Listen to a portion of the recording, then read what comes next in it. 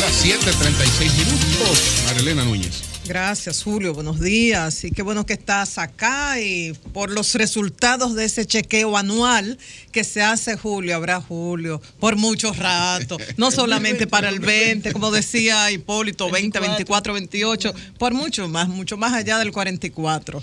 Bueno, señores, opto ver la reacción a la presencia de los soldados dominicanos en Haití desde la mirada que busca solución de conflictos en vez de intensificarlos.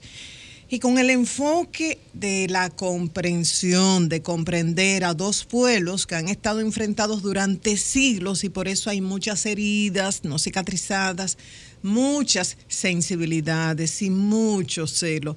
Nunca olvidaré cuando El Sol de la Mañana hizo un programa especial en Codevi, en la frontera, con ese interesante proyecto de Capellán, del Grupo M, y cuando escuchamos los signos, y primero el himno haitiano, nos explicaron el protocolo acordado por ellos.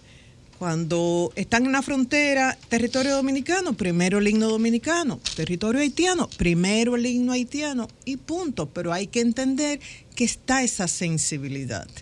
Entonces, puntos claves. Primero, no estamos hablando de una sociedad homogénea en ningún sitio. Así como en este país, que no me gustan esos términos, se habla de pro-haitianos, anti-haitianos. No me gustan esos términos. Diríamos más bien personas que se enfocan en los derechos de los haitianos, personas que se enfocan también en el derecho que tiene la República Dominicana para lo de su nacionalidad. Enfoques diferentes y cada uno tiene parte de la verdad. Entonces, en el caso de Haití, no podemos hablar de que son unos ingratos los haitianos, o como dijo Hipólito Mejía, si no quieren la comida, que la devuelvan. No, el pueblo y el gobierno haitiano no ha dicho no a la ayuda haitiana, no ha dicho no a la presencia de los soldados haitianos. Un grupo de legisladores el viernes dio un plazo de 24 horas para que se retiraran los soldados dominicanos presentes allá.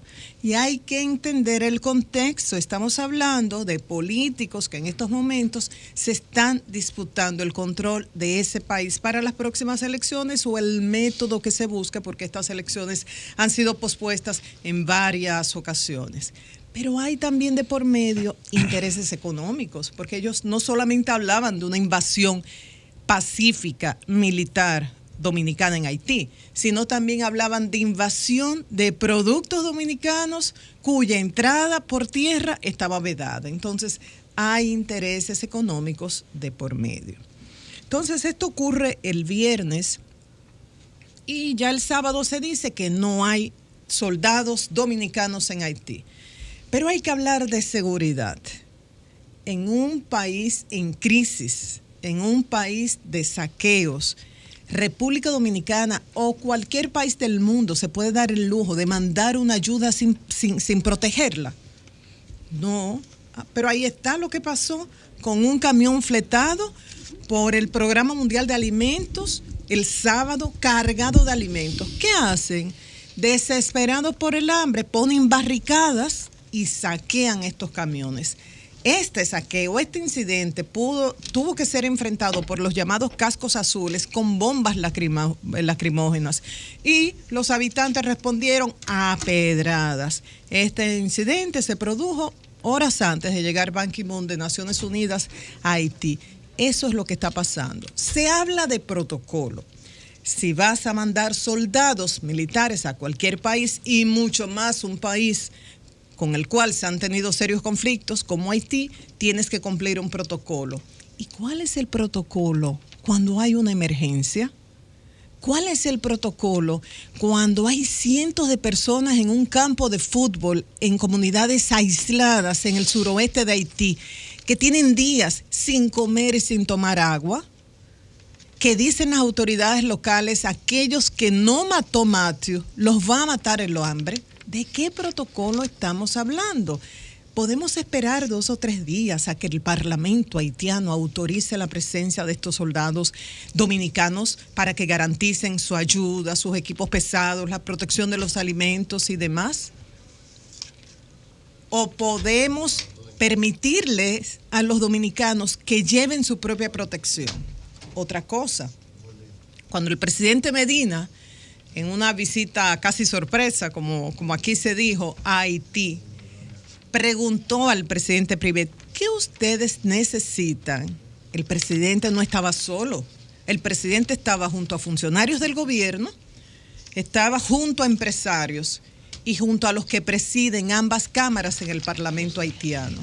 O sea que si había una objeción o había una condición, hola Eury, ese era el momento de poner la objeción a la condición establecida, pero no lo hicieron. Y eso hace pensar a veces como en una especie de gadejo, pero se entiende. Algunos dicen, no cumplieron los dominicanos con el protocolo. No, eso se estableció ese domingo. Y eso se garantizó y se sabía que los dominicanos iban a llevar su ayuda, y así lo explica después el presidente provisional. La Cancillería emitió una nota de prensa informando que el presidente Privet llamó para agradecer profundamente la ayuda humanitaria del gobierno dominicano y de una manera especial del presidente Medina. Y creo que fue muy valiente. Si ustedes escuchan sus declaraciones, que aunque uno no lo entienda, pero con la traducción, pero puede ver el lenguaje corporal y ver el gesto, y sobre todo que estaba acompañado de Ban Ki-moon cuando él ofreció esa rueda de prensa el sábado, en la cual llama a esos sectores de hipócritas, porque dice, hoy, ¿por qué ustedes no protestan por la presencia de soldados colombianos y de los venezolanos? Hay helicópteros con pilotos que son militares colombianos llevando ayuda a zonas alejadas. ¿Por qué no protestan por eso? ¿O por qué no llevan ustedes sus ayudas? ¿Y qué dijo también? Ahí hay un barco con toneladas de ayudas, de zinc, de alimentos de Venezuela, y hay militares venezolanos. ¿Y por qué no protestan por esto? Y decía, ¿y qué opción tenía yo? ¿Dejar este pueblo morir de hambre? Entonces, yo creo que hay que entender las dos posiciones. De los que protestan, pero también no generalizar, porque no está protestando el pueblo ni el gobierno, sino un sector. ¿Qué dijo? Para aquellos que todavía no lo creen y siguen repitiendo, son unos ingratos. Dice el presidente Privet, el Estado haitiano se encuentra privado de medios para hacer caminos accesibles para prestar asistencia a las víctimas. Cuando un país hermano, un país vecino nos dice que puede ayudarnos a reparar los caminos, debo decir que no y dejar a miles de personas que mueran de hambre porque nosotros no podemos llevarles ayuda. Se preguntó el presidente provisional y dijo, es que la República Dominicana no tiene el derecho de proteger el equipo que pone a nuestra disposición. Se los dejo a los hombres de leyes. Lo que sé es que en derecho humanitario, cuando un país ayuda a otro país y este no puede garantizar la seguridad de sus equipos y personal, deben tener un acuerdo con el país que viene en ayuda para asegurar la protección de dichos equipos. Entonces, esto no debe ser un obstáculo para que República Dominicana siga ayudando. Y por dos razones que hay que tenerlas presentes siempre: solidaridad, amor incondicional, que es algo que nos caracteriza a nosotros como pueblo, y por las autoridades que nos gobiernan cuando tienen estas características, que en esta gestión es el caso, pero también por conveniencia propia. Llevar alimento, reparar caminos, reparar casas, ayudar a restablecimiento de la normalidad, sobre todo en esa zona del suroeste, donde están las principales plantaciones agrícolas, de donde depende la seguridad alimentaria de Haití, es poner como si fuese un freno a la frontera para que no haya ese éxodo masivo a la República Dominicana, que no continúe. Entonces, debemos seguir ayudando, debemos entender esa posición de algunos sectores, pero no generalizar.